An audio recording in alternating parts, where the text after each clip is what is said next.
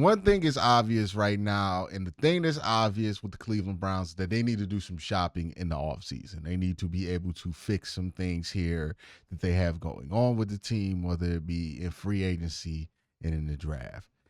I'm going to go over what I feel like is the shopping list for this team in the draft and free agency in order to get to a much better place, not just for next year and the year after, but for the future going forward. As it's obvious that a lot of these positions the Browns have need some tender love and care over the next 2 years to get them to where you really want them to be whenever the Browns are ready to make another run for it. So let's go ahead, start with special teams. The first place I think the Browns need to go shopping is for a coordinator. Bud Ventrone, I've had enough. Right? The weird decisions with who's returning punts, who's not, putting Kadarius Toney out there for who knows what reason. And I understand that some people might have told you that that was a good idea. I understand that you saw Kadarius Toney out there with the practice squad cutting left and right, and you thought it was a good idea. I understand how you got there. It still doesn't excuse the fact that you took the guy who has the reputation for being the most unreliable player for multiple teams and decided to make that dude the punt returner, a position that you absolutely need somebody who's reliable at. And then obviously it blows up in your face and you have to cut Kadarius Toney the first time you give him an extended run. But I'm over it, right? The bad coverage units, the bad coverage decisions on punt and kick returns, the weird decision making of every punt returner that we have. I'm over the Bubba Ventrone experience. Maybe it's his fault, maybe it's not, but I can't see how it's not his fault. I'm good on Bubba Ventrone. Kicker. You address kicker in free agency. I've had this rant multiple times. I'm not going to do it again. The Browns need to find a kicker in free agency to push Dustin Hopkins, and if he struggles even a little bit in preseason, maybe you keep one on the practice squad to replace him during the season. Maybe you just cut him during training camp. Because his kicking level this year has been bad. He's an older kicker, so there's a worry that he might just have aged out. We're seeing that with Justin Tucker. Maybe it's just a off year and they're going to kick through the kinks and he'll be fine next year.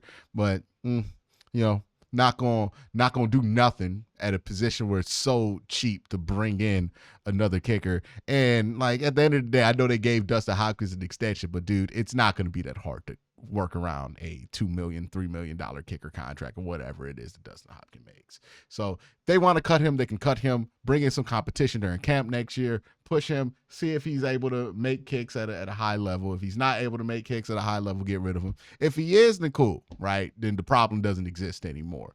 But yeah, definitely go through free agency and find it. Just don't draft the kicker, man. You're just beta testing a kicker for somebody else to take advantage of. It's a bad idea. All right, let's look at the defense shopping list. I have 3 things on this list. Well, 2 things really. And they both focus on run defense. I think the Browns need to get a lot better at their play-to-play run defense. I understand they make some sacrifices that are going to make it harder for them naturally to defend a run. So those are just natural consequences of what Jim Schwartz runs and how that affects what the Browns want to do. I understand that part of Jim Schwartz's system, but you don't have to be as bad at run defense as the Cleveland Browns are at times. And I think the reason the Browns are bad at run defense, or at least as bad at run defense as they are at times, is they don't really have a ton of second and third level run defenders, right? Once JOK is out, that's pretty much it for our second level run defenders. Juan Thornhill has been inconsistent in that role. Sometimes he's good, sometimes he's not. Ronnie Hickman is a very good backup strong safety, or a free safety, not strong safety. He's a very good backup free safety, and he's a free safety that you can start if you don't have him trying to make plays beneath him, right? He doesn't have great instincts as a safety, but what he does do is cover the top of the field really well, right? He babysits really well, but that's not going to make a strong run defender. So if you're going to have Grant in the box and play three safeties a lot, you need a strong run defender. I think part of the reason the Browns have been getting beat to the boundary a lot is Ronnie McLeod just can't run defend like he used to. And then when Ronnie Hickman's in there, he's not really a natural run defender, and Juan Thornhill has been inconsistent in that role. You need to go out and get you some second and third level run defenders. So there's a lot of players you could target. I think the draft is probably the best way to go about it. There will be some players available also in this area of the field, but I think that second and third level run defender, that needs to be addressed in the offseason, right? The Browns just can't really stop the run if it gets past the line of scrimmage. They can't contain runs well. They miss a lot of tackles in the open field. I think that's because we have poor second and third level run defenders. The other thing that I think they need to address on defense is they need to get big interior defensive tackles. I saw them break this out, interestingly enough, against the Pittsburgh Steelers, where they had Jawan Briggs be on the field at the same time as Dalvin Tomlinson. I like that wrinkle that the Browns added in there, and I think it was very effective versus Pittsburgh because they're not a team that can spread you out with wide receivers. You can get away with the extra guy there, and that stops them from being able to gap you so easily in the interior of this run game. You're going to lose some bodies in the offseason, right? You're probably not going to retain Shelby Harris after his contract. You're probably not going to retain Mo Hurst. So now you need to look to add bodies to replace them. Get some big bodies in here, right? Whether it's in the draft or free agency, let's get some big interior defensive tackles, because right now you just have Dalvin Tomlinson and maybe Javon Briggs, but you need more bodies in there, right? We need some 300-plus pounders in there. I get that the Browns like having their three techs that can rush the passer, and that really does help in a wide nine, but be able to wrinkle off of it, right? You become too predictable in that wide nine. You become real easy to run against in that wide nine. Have the counter punch of having those extra guys and those extra packages where you put some beef on the field in the interior, be available. And I think that would make your life a lot easier when it comes to stopping the run. Now, the defensive shopping list is not that deep because I don't think the Browns really need to go shopping too heavily on the defensive side. Is Martin Emerson just a bad corner? Is he just having a bad year? I'm willing to bet that Martin Emerson's just having a bad year. I'm not going to go so far as to say he's cooked. We've done this so much with Denzel Ward, where like people after a down Denzel Ward year want to trade him and say that he's never going to be good again. And then Denzel's fine the next year. I think Martin just had a down year for whatever reason. I think he'll play better. Again, he has 2 years of really good tape in the NFL. I don't think this is a secret. Oh, everybody figured out the secret that Martin Emerson was using to be successful. He just had an off year. It was one of those years for him. And I'm going to allow him to have that off year and come back next year and be fine. I don't think the Browns need to make a panic decision at corner. Obviously, they need to address free safety and linebacker. But when it comes to the line of scrimmage, yeah, if somebody is there, if you get a dream prospect available to you in the first round and he's an edge rusher, you should take him. But outside of that, I don't really see edge as a need. You're going to get Alex Wright back next year. You have Isaiah McGuire already, who looks pretty good there at edge. Obo Okoronkwo is going to be back. You got Myles Garrett. That's already 4 edges. The Browns keep 4 edges, so that room's already pretty crowded. I wouldn't add a name to that room unless you get like a can't miss prospect that falls to you in the first round.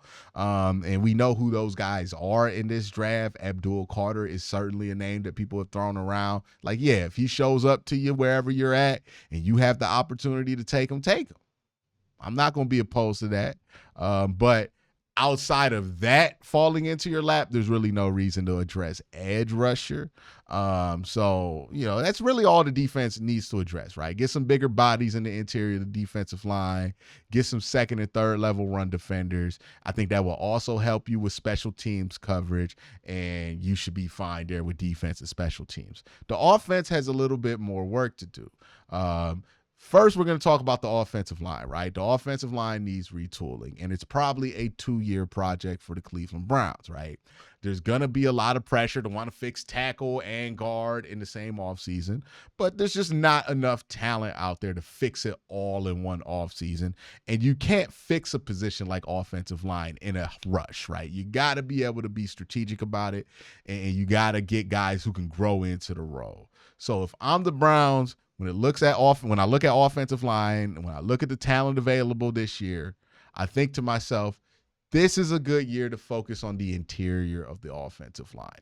Get a guard, get a center. You drafted Zach Zenner last year. We'll see what Zach Zenner becomes. You already have Luke Whippler, so I wouldn't mind dipping into free agency to go get a guard or a center. I wouldn't mind drafting a guard or center in late day 2, early day 3 of the draft, because I think there's going to be a lot of good interior prospects available for you. So if I'm the Browns, that's where I focus my efforts on when it comes to the offensive line. I know a lot of people want to figure out tackle, but I think you can get away with Jack Conklin maybe signing a veteran swing tackle, or maybe even just signing somebody like maybe signing a veteran swing tackle like Chuks Okorafor, or maybe even going out and getting Dan Moore, who's a legit low level but starting left tackle for a year or two on a short-term deal, having him potentially play right tackle, potentially play left tackle, and then plugging in DeJuan Jones where you see fit, just in case Jack Conklin gets injured. So there's a lot of options to get by for a year at tackle for the Cleveland Browns. The problem with addressing tackle this year is that there's just not a lot of long-term solutions, right, at the tackle position. So you're not going to fix that problem long-term. None of these tackles coming out of this class scream to me fixer at left or right tackle. They scream to me project, like maybe they might be a solution. Maybe they might be a disappointment. And depending on where you pick, almost any tackle that you would select would most certainly be a reach.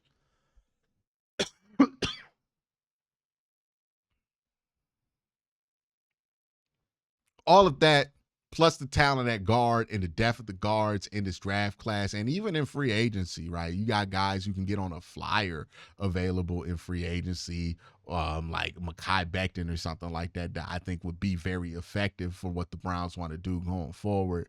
All of that makes me want to address guard this offseason and center this offseason. So I want to focus on the interior. Look, I know a lot of people hate some of the Browns 4th-and-1 play calls, but there's a reason they feel the need to get super creative on 4th-and-1 play calls, and that is because the way that the Browns structure their offensive line and like to run the ball means that they're not going to be great in short yardage situations. I think the Browns should switch that up and have an offensive line that maybe doesn't hit as many home runs when it comes to run plays, but always gets on base, right? Always gets that 5-yard carry or 4-yard carry. Like, I think that's what the Browns need to focus on. You know, I always see people whenever the Browns do like an end around or a trick play or put 3 fullbacks in the backfield for a 4th-and-1 play call, people get annoyed about that and ask why we're getting so cute. But we never do the analysis on why it is that the Browns are doing that, right? Because I agree, I don't like that the Browns do that. But the reason they call those plays is because they don't really have that much faith in their ability to win one-on-one on the line of scrimmage and move people based on the strength that they have on the offensive line. Think about it like this. Does Philadelphia run any wrinkles off those quarterback sneaks? No. They just run the sneak, because why would they need to run a wrinkle when they could just move you the yard and get the yard if they want the yard? The Browns have to run the wrinkles because we can't move you and get the yard when we want the yard. It's a struggle for this offensive line to get the yard. So the reason the Browns do all this stuff on 4th-and-1 is not going to be addressed if you switch play caller. We've seen Kevin do it. We've seen Ken Dorsey do it, right? That's not going to solve the problem, because the root of the problem isn't that we're calling the plays. It's that the root of the problem is that we have the personnel failure when it comes to our ability to move guys on the line of scrimmage and get push. We can't get the yard consistently. And it's been like that even when this line was good. I think a change in philosophy is necessary for the Browns run game. Let's make this more about winning up front at the line of scrimmage instead of winning with finesse. That does mean that you're not going to hit as many home run runs as the Browns are used to hitting, right? Nick Chubb's not going to have these super gaudy numbers after the contact or, yak numbers where he can get 5 yards to carry because he hits home run at the home run. But it also means that you don't get knocked back behind the line of scrimmage as much, that you don't have to do all that extra stuff on 4th and 1 as much, that your goal line efficiency probably gets better because you're a more effective goal line run team, right? Like all of these tricks that the Browns have to do to compensate for the fact that they're not very powerful in the interior of the offensive line. I feel like it's time to stop running the tricks and just get more powerful on the offensive line. Especially now that we're not doing as much wide zone as we used to. We're running up the middle way more, and we're running out of shotgun way more. It just makes sense to me that that's where you have to focus on. So if I'm the Browns, that's on the shopping list. I don't really see tight end as a need. Like if somebody pops up that you like at tight end, I'm not against it, but it's not really a need. I think you got enough there at tight end. Even with David Njoku being as slightly disappointing as he is this season, he's still a valid red zone threat to a quarterback that's willing to throw the ball up. And at the end of the day, he blocks well, he run blocks well, he catches 50-50 balls. No, he's not doing all the extra stuff that he did in 2023, but he's still very, very serviceable, if not. He's still very good at doing most of the stuff that you need a tight end to do, even if he is a bit frustrating at times. So I'm not really tripping off tight end. Again, somebody falls to you that you like, yeah, take them. Absolutely. Not against it. The Browns should take very talented players no matter what position they play. But when it comes to tight end, not really super eager to draft one or sign one in free agency. The same goes for wide receiver, right? Not really super eager here. Where I do think the Browns need to do something is at quarterback, right? And they're at a pretty tough spot here when it comes to quarterback because they need somebody who could be a placeholder within the next few years, right? This doesn't have to be your franchise guy. This might be a bridge guy. And, the most famous example of this is Alex Smith, right? Alex Smith is the most famous bridge example. And what a bridge quarterback is. Now, before I talk about, right, the Browns need a placeholder quarterback. They need a bridge quarterback. But let's actually talk about what a bridge quarterback is. For as much as we discuss the term, I don't think we do enough to define the term.